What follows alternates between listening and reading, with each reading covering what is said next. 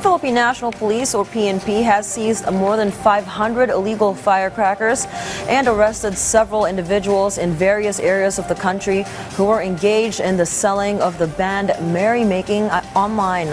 The PNP anti-cybercrime group has ramped up its cyber patrolling efforts by collaborating with social media platform TikTok to also prevent scams related to the selling of substandard and illegal firecrackers. The PNP earlier issued a warning against the illegal activity as it fears that not only are the said items dangerous, but may also actually be smuggled.